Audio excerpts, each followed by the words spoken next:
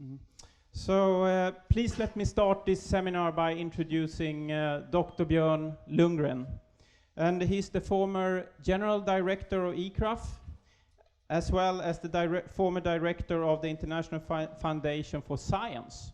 And he is working very actively in the think tank SIFI today in the advisory board.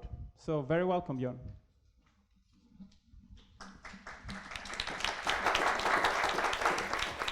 Thank you very much, Fredrik. Good afternoon, ladies and gentlemen.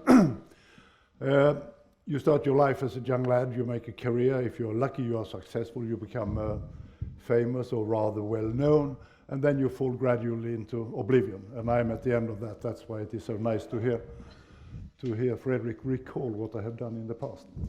However, starting as a young lad, the first impression I had of a landscape was in my grandfather's house. He said, that's a very beautiful landscape. It is painted by so-and-so. So landscape to me was a painting to start with.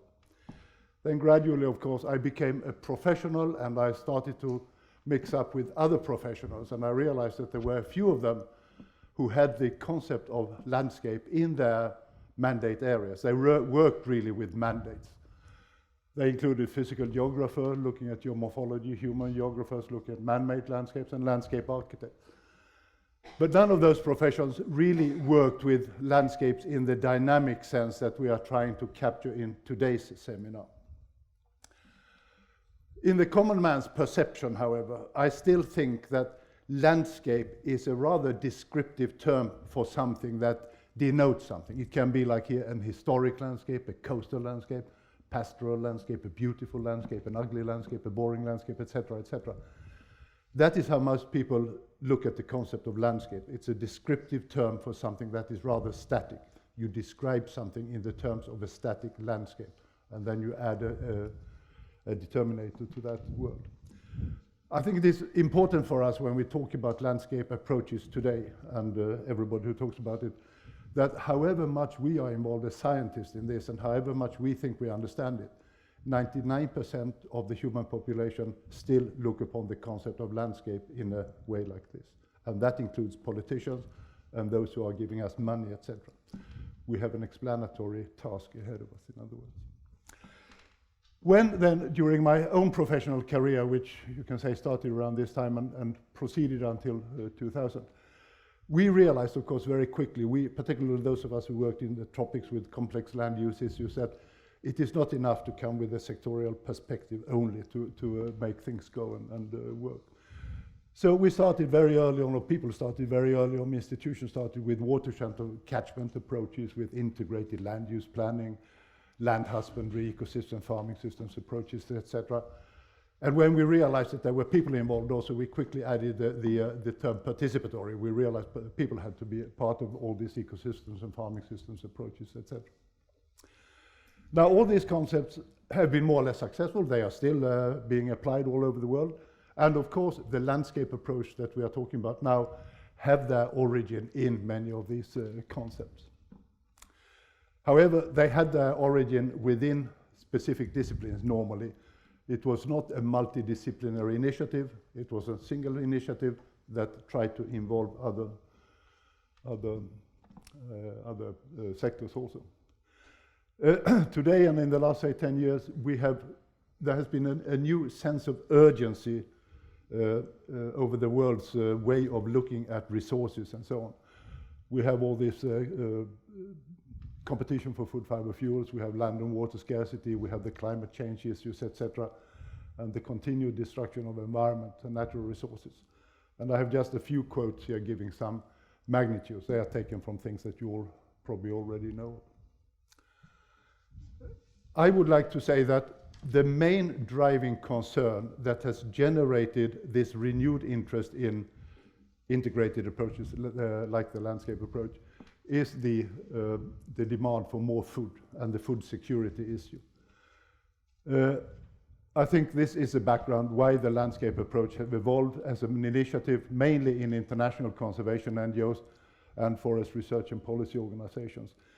And it has evolved because these type of institutions seek to justify and highlight the roles of conservation, trees, forests, biodiversity, ecosystem services, etc., as components in addressing needs which are not only primarily for, or not only for food production, but also for other needs of people, income, food. So. And you have had an explosion in the interest in landscape approaches over the last couple of years, culminating in this recent landscape forum. And a couple of months ago, just for the fun of it, I did a Google search on landscape approaches, and it yielded 157 million hits. I haven't read all those hits and so on, but there are many. Now the picture there is the outcome statement from this Global Landscapes Forum. There has also been an explosion of publications, and these are some very recent ones. The top one there, which is mentioned, has been shared with you as a preparation for this seminar. It's a very important one, and we will soon hear about an equally or maybe even more important one that is under preparation now by Liz Deakins and her colleagues.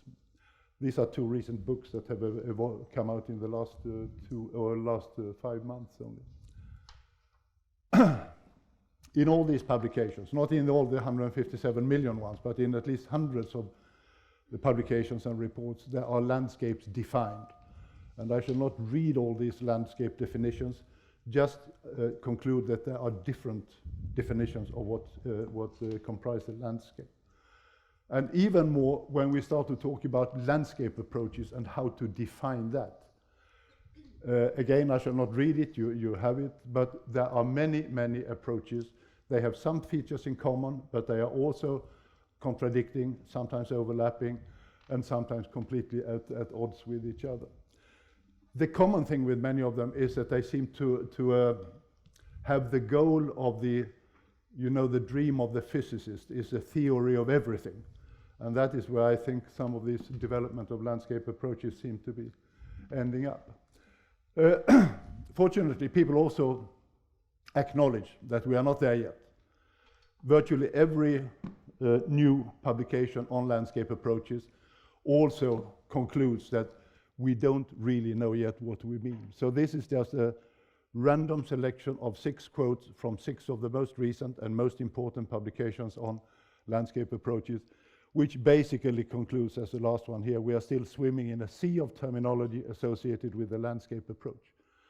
We are, as individuals, maybe we know what we are talking about, but there is no general consensus of what we are talking about. Still, we as professionals, and in this room all of us are professionals in subjects related to landscapes and landscape management.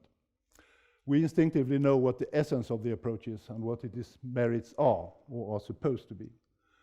And here comes a definition, a new definition by me, which, typical of me, is very wordy because I try to include everything so that I don't have any loopholes that people can start to criticize. To find through a multi-stakeholder and interdisciplinary mode of working a dynamic balance between competing land and resource uses that in a sustainable way can achieve economic... You can read it yourself, I mean, but this is what we as professionals feel. This is what we are trying to do with the landscape approaches.